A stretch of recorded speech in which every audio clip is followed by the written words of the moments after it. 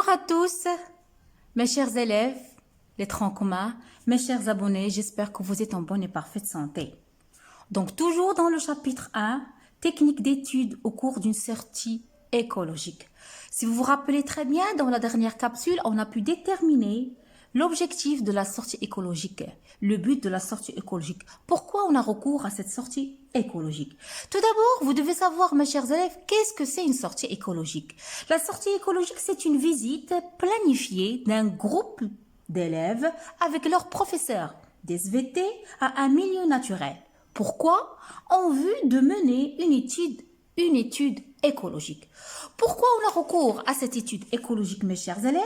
Ça va nous permettre de savoir la répartition des végétaux, توزيع النباتات, la répartition des animaux, توزيع الحيوانات, mesurer certains paramètres physico-chimiques du milieu, tels que l'altitude, tels que la température, الحرارة, l'humidité, الرطوبة, le pH du sol, l'ensoleillement, شدة التشمس, etc., etc.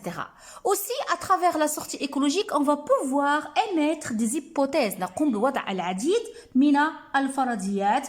Sur quoi? Sur la répartition des animaux, sur la répartition des végétaux dans le milieu naturel. Donc, mes chers élèves, pour appliquer les techniques de la sortie écologique, lors de cette excursion, on doit être menu sur le terrain d'un certain nombre d'instruments et, je dis, des outils. Quels sont ces instruments? Quels sont ces instruments de mesure? Quels sont ces outils et quel est leur intérêt? C'est l'objectif de cette capsule. Donc, comme je viens de le dire, mes chers élèves, la sortie écologique nécessite des outils appropriés, qu'on verra tout à l'heure, et des techniques adéquates afin de réaliser une étude écologique du milieu. Donc, je commence par les premiers outils qu'on a recours. Donc, on a recours, si vous voyez, on a besoin d'une carte topographique, خريطة topographia, et d'une boussole, boussala.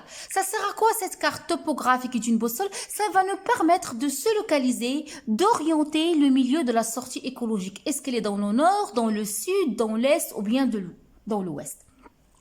Aussi, on doit ramener avec nous des carnets, des crayons, des stylos et des fiches pour prendre des notes, pour réaliser des dessins, pour réaliser des croquis.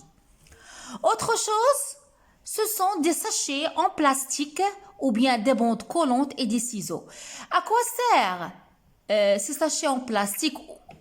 C'est pour récolter des échantillons, que ce soit des échantillons de végétaux, des animaux appartenant au sol ou bien à l'eau. Aussi, on peut ramener avec nous, comme vous voyez, des flacons en plastique avec des étiquettes. Lorsqu'on met notre échantillon, on note le nom d'échantillon, on note la date et le milieu où on a pris le relevé. Donc, des flacons en plastique, des étiquettes, des stylos feutres permanents. Donc, autre outil, ce sont des cordes, des piquets et des marteaux. On verra ça, surtout les cordes, les piquets et le marteau, ça sert à nous pour délimiter l'aire de l'inventaire. On verra ça ultérieurement. Ça va nous permettre de déterminer la surface d'inventaire à travers la technique de quadra qu'on va étudier dans les prochaines capsules, la technique de quadrillage.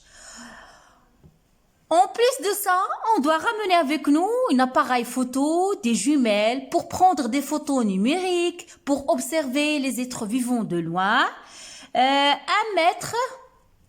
mètre pour mesurer la hauteur, des filets gradués, un triangle isocèle, ça on le verra. Le triangle isocèle, ça va nous permettre de mesurer la hauteur d'un arbre, ok. Aussi, un thermomètre et un papier pH. À quoi sert le thermomètre? C'est pour effectuer des mesures de la température du milieu étudié et aussi le pH mètre pour mesurer le pH du sol ou bien le pH de l'eau. Est-ce qu'il est acide? Est-ce qu'il est neutre? Est-ce qu'il est basique? Aussi, on peut ramener avec nous, comme vous voyez, une pelle et une pioche pour terrasser, pour creuser des trous, planter ou bien déraciner des plantes. Autre matériel qu'on peut ramener avec nous, c'est le parapluie. Et le parapluie japonais. Ça sert à quoi le parapluie?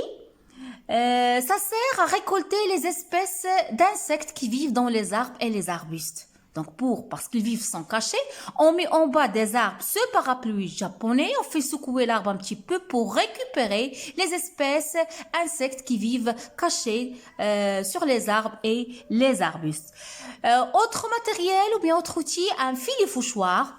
Pourquoi le filet fouchoir, mes chers élèves? Ça va nous permettre de collecter les insectes.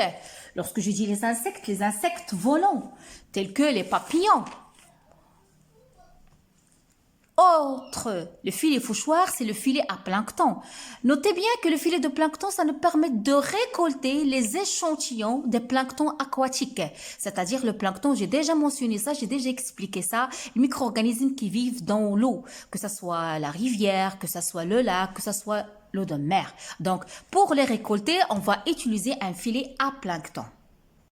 Comme vous voyez, mes chers élèves, là aussi, je vous ai ramené une photo de pH mètre, comme je viens de dire, qui nous permettent de mesurer le pH. Là, c'est le phytoplancton. C'est un homme qui met son filet à plancton dans la mer pour qu'il puisse récolter des poissons, bien des échantillons de plancton qui se trouvent ici. Là, une carte, c'est lors d'une sortie écologique, on doit mener avec nous une carte. Aussi, des outils accessoires à travers, vous voyez, des filets, un ciseau, des cordes, des scotch qui vont nous aider lors de la sortie écologique. Je peux vous citer aussi autre matériel, un hygromètre. Un hygromètre, c'est un appareil qui lui permet de mesurer l'humidité de l'air. Voilà une boussole, ça on a déjà parlé, des jumelles. Un mètre à ruban permet de mesurer la hauteur. Un thermomètre permet de mesurer la température. Vous voyez, on peut mettre des bottes à plastique, des gants, pelle, carnet, crayon, une montre à altimètre. On peut ramener aussi avec nous un aspirateur à insectes pour aspirer les insectes cachés. Aussi, on peut aussi ramener avec nous, si vous voyez l'homme, qu'est-ce qu'il prend l'homme là? Vous voyez, il a préparé un parapluie japonais qui va lui permettre de récolter les échantillons qui se trouvent sur les arbres ou bien les arbustes. J'ai oublié un luxmètre. C'est un appareil qui permet de nous mesurer l'éclairement lumineux. Donc, ces outils de mesure jouent un rôle très important pour nous faciliter la tâche lors de notre sortie écologique. Mes chers élèves, une petite remarque, vous devez connaître ces outils-là et leur rôle parce que ça pourra être une des questions que vous pouvez avoir dans l'examen.